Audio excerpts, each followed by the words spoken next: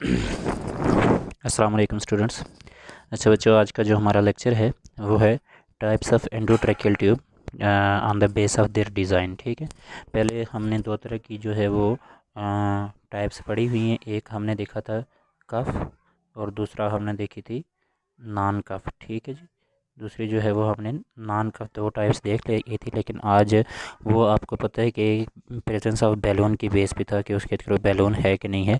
लेकिन आज हमने जो है वो एक टाइप पढ़नी है कि इसके डिज़ाइन किस तरह के उन मतलब डिज़ाइन की बेस पे उनके टाइप्स को हमने देखना है। ठीक है, तो अगर आप इसकी टाइप्स देखें तो एक ऑक्सफोर्ड ट्रैकियल ट्यूब है, दूसरी armour tracheal tube, polar tracheal tube, RAE tracheal tube, laser resistant tracheal tube, और दो इसकी मज़ीद टाइप होते हैं माइक्रोरेंजियल ट्यूब। और आगे चल के आपको इसकी मैं डिटेल बताऊंगा। वैसे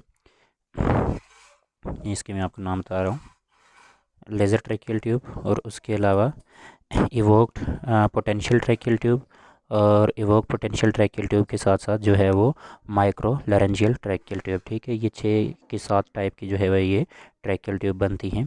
आपने इनके नाम भी याद करने हैं और वन बाय वन में आप इनको आपकी पर्टिकुलर्स बताऊंगा। ठीक है, तो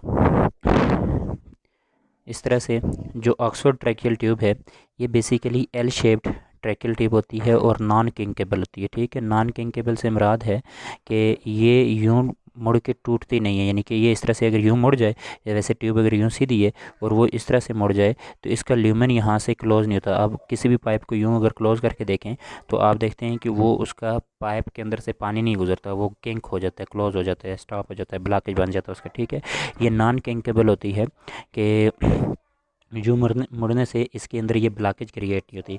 used in head and neck surgery, head and neck surgery के अंदर मोस्टली यूज़ होती है, क्योंकि हेड एंड नेक सर्जरी के अंदर हेड को इधर उधर से जो है वो स्टिमुलस मिलता है, हिलाया जाता है, इसके लिए उसके अंदर यूज़ करते हैं ताकि ये इस तरह से कैंक ना हो। ठीक है, made up of rubber plastic, ये प्लास्टिक दो चीज़ों की मिलकर बनी थी, या तो रबर की या प्लास्टिक से मिलकर बनी हुई। ठीक है, तो not needed in the children, बच्चों के लिए अंदर मोस्टली ये हम यूज़ नहीं करते।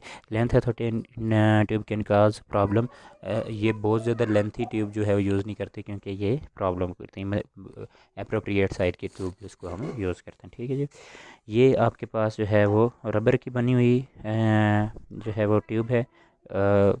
ये बेसिकली इसी तरह से ऑक्सफोर्ड ट्यूब है, रबर की मिलके बनी हुई है, रेड रबर की, और ये अभी जो है वो एज अ सैम्पल पड़ी होती हैं, बहुत कम हम लोग यूज़ करते हैं, लेकिन अभी ये अवेलेबल है, मतलब वो इसके अंदर मौजूद होती हैं। ठीक है, और ये जो है वो प्लास्टिक की बनी हुई रे ट्यूब है। अब आपने ये जज करना है कि ये कफ ट्यूब है या नॉन कफ ट्यूब है, ये आपने खुद अंदाज़ा लगाना है इस डायग्राम के ऊपर देखते हुए। ठीक है जी, तो इसी तरह से दूसरी आपके पास है आर्मोर्ड ट्रैकियल ट्यूब। ये स्ट्रेट ट्यूब होती है but bendable to the any shape, यानी कि ये इसकी इस तरह से सीधी ट्यूब है। ठीक है, लेकिन इसको आप यूं भी बेंड कर सकते हैं और इस तरह से भी बेंड कर सकते हैं। ठीक है, किसी शेप के अंदर आप इसको बेंड करके यूज़ कर सकते हैं। ठीक है, और बेंड किस वजह से होती है, क्योंकि इट हैव ग्रेटर फ्लेक्सिबिलिटी, इसके अंदर फ्लेक्सिबिलिटी बहुत ज़्यादा होती है। ठीक है, have a wire inside it, इसके अंदर यूँ एक वायर पड़ी हुई होती है। ठीक है, कि ये अगर ये एक ट्यूब है, ये इसकी वाल्स हैं। ठीक है, इन वाल्स के अंदर एक छोटी सी वायर पड़ी हुई होगी। ठीक है, और इसी तरह से क्या है कि used in the head and neck surgery, mostly ये भी हेड एंड नेक सर्जरी के अंदर इस्तेमाल होती है, और made up of the plastic rubber, या इसके अंदर एक और चीज़ होती है नायलॉन। ठीक है, नायलॉन से भी ये मिलकर बनी हो सकती है, और ये भी नॉन किंकेबल होती है, इस तरह से इसको ब्लॉकेज नहीं होता। ठीक है, और एक स्टिलेट इसके अंदर यूज़ किया जाता है क्योंकि ये फ्लेक्सिबल बहुत ज़्यादा होती है, तो जब आप इसको इसकी इंटूबेशन कर रहे होते हैं तो ये मुड़ सकती है, जिसकी वजह से इसके अंदर एक स्टिलेट यूज़ किया जाता है। हैव स्पायरल ऑन इट, इस तरह के इसके अंदर जो है वो स्पायरल बने हुए होते हैं। ठीक है, ये अगर आप देखें, सपोज करें ये ट्यूब है, तो ये इस तरह की इसके अंदर रिजेस जो है वो छोटी छोटी बनी होती हैं। ठीक है, उसके अलावा क्या है कि it indicates the correct position for the vocal card position, इसके अंदर यूँ एक लेंथ बनी होती है जिसकी वजह से जो है वो वोकल कार्ड इंसर्शन के लिए एक पॉइंट साइज़ के ऊपर बनाते हैं। Increase chances of the bronchial इंटुबेशन, अच्छा हम ब्रोंकियल इंटुबेशन नहीं करते, बेसिकली हम ट्रैकियल इंटुबेशन कर देते हैं, ट्रैकिया के अंदर तक जो है वो लेके जाते हैं, लेकिन इसके अंदर चांसेस होते हैं कि ये डिस्प्लेस होकर आगे ब्रोंकाई के अंदर चली जाती है। ब्रोंकाई के अंदर हमें नुकसान के कि वो किसी एक ब्रोंकाई के अंदर जा सकती है, लेफ़्ट या राइट। ठीक है, तो जिसकी वजह से क्या हो सकता सकता है कि वन लंग इंटुबेशन हो जाती है, किसी एक लंग को इंटुबेशन मिलेगी जिसकी वजह से हाइपॉक्सिया वगैरह के चांसेस होते हैं। ठीक है, तो ये आप देख सकते हैं कि ये आपके पास क्या है जी, यही ट्यूब है स्ट्रेट एट, और इसको हम जो है वो किसी भी शेप के ऊपर बेंड करके यूज़ कर सकते हैं। ठीक है जी, और दूसरी आगे चलें तो आपके पास एक दूसरी टाइप बनती है पोलर ट्रैकियल ट्यूब। ठीक है, पोलर ट्रैकियल ट्यूब क्या है जी, it has opposite side shape design, north are the क्या है जी, साउथ शेप फेसिंग डिज़ाइन। ठीक है, अब इसमें सिंपल आपने ये समझना है कि ये ट्यूब इस तरह से मिलके बनी होती है।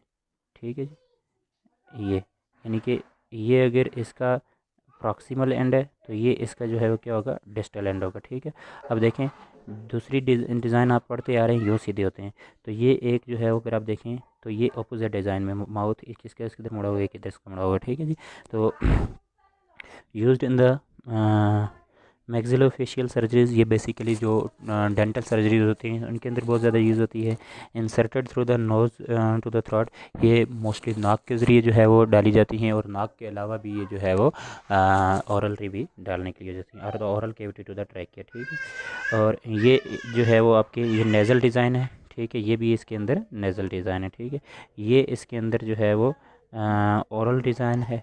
ठीक है, और ये भी इसके अंदर औरल डिज़ाइन है कि ये औरल कैविटी के ज़रिए पड़ने वाली डिज़ाइन है। ठीक है, उसके बाद जो है वह एक ट्यूब है जिसको कॉमनली हम नाम देते हैं रे, क्या RAE, रे ट्यूब का, लेकिन ये 3 साइंटिस्ट जिन्होंने इसको मैन्युफैक्चर किया था, ring, Adair and the elven, इन 3 के नाम के जो फर्स्ट अल्फ़ाबेट्स हैं उनको मिला के इसको रे ट्यूब बोला जाता है। ये भी नॉन किंकेबल होती है, इंसर्टेड थ्रू द नोज़ और द माउथ, नाक या मुंह के ज़रिए दोनों से ये पढ़ सकती है। It has the Murphy eye at the distal end. ठीक है, मार्फी आई में पीछे आपको पढ़ा चुका हूँ कि यूँ साइड पे जो है वो एक क्या होता है, स्मॉल सी ओपनिंग होती है। ठीक है, और उसके अलावा क्या है जी, commonly used in the throat surgery, ये जो थ्रोट की सर्जरीज होती हैं उसके अंदर बहुत सारे इसको हम यूज़ करते हैं।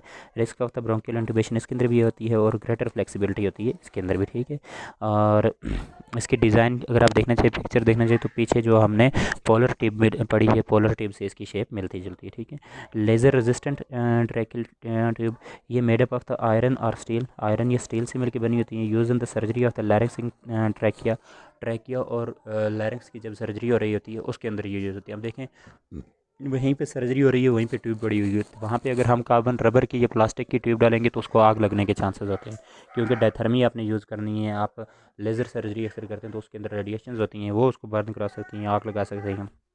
तो ऐसे कंडीशन के अंदर हमने आयरन या स्टील की जो है यूज़ करनी होती है। Used in the laser surgical procedures, laser के सर्जिकल प्रोसीजर के अंदर इसको हम यूज़ करते हैं। और resistance to the fire, radiation and the effect of the carbon dioxide and potassium titanium phosphate. ठीक है, ये रेजिस्टेंट होती है इन सब चीज़ों के लिए। ठीक है, और उसके अलावा ये आप देख सकते हैं कि ये लेज़र सर्जरीज जो हैं वो मौजूद होती हैं। ठीक है, ये लेज़र सर्जरी के अंदर यूज़ होने वाली लेज़र स्टील की बनी हुई एंडोट्रैकियल ट्यूब्स हैं। ठीक है, उसके बाद एवोक्ड पोटेंशियल ट्रैकियल ट्यूब्स जो होती हैं, these tubes have the associated with the electrical electrodes, इनके साथ जो है इलेक्ट्रिकल इलेक्ट्रोड्स वगैरह लगे हुए होते हैं। उसके अलावा क्या होता है, these electrodes can give the information about nerves, ये नर्व्स को असेस करते हैं, एनालाइज करते हैं और उसके बारे में इन्फॉर्मेशन देते हैं। Such tubes are used in the case having risk of the nerve damage. अब अगर आप ट्रैकिया के अंदर डाल रहे हैं तो ग्लासोफ्रेंजियल नर्व वगैरह या वेगस नर्व वगैरह जो गुजर रही है वहाँ से वो उनके ब्रेकडाउन के चांसेस होते हैं। इस वजह से जो है वो इनको रखा जाता है ताकि वो नर्व को डिटेक्ट कर लें और उनकी ब्रेकडाउन को कंट्रोल किया जा सके। ठीक है, ये इनके साथ आप देख सकते हैं इलेक्ट्रोड लगे होते हैं और ये हाईली कम्प्लेक्स होती हैं। इनको हम जो है वो वीडियो लारेंजोस्कोप से या जो है सिंपल लारेंजोस्कोप से भी डाल सकते हैं। ठीक है, और ये इलेक्ट्रोड नर्व को असेस करते हैं और फिर उनकी डैमेज को प्रोटेक्ट करते हैं, डैमेज होने से उनको प्रोटेक्ट करते हैं। ठीक है, और लास्ट बट नॉट लीस्ट हमारे पास जो है वो माइक्रो लैरेंजिकल ट्यूब्स होती हैं, made up of the PVC iron की जो है वो बनी होती हैं। Reduce the nasal and mechanical trauma वगैरह को प्रिवेंट करती हैं। Gives better exposure to the larynx और हैव द स्मॉलर डायमीटर, इनके अंदर डायमीटर जो होता है वो स्मॉल होता है। और ये आप देख सकते हैं कि आपके पास एक सिंपल सी जो है ट्यूब है। ठीक है, और ये आपने इसको देखना है, ये बुक्स में वही 5th चैप्टर के अंदर है और इसको आपने डिटेल में पढ़ के एक प्रेजेंटेशन बनानी है। ठीक है जी, और उसके बाद मुझे सेंड कर दें।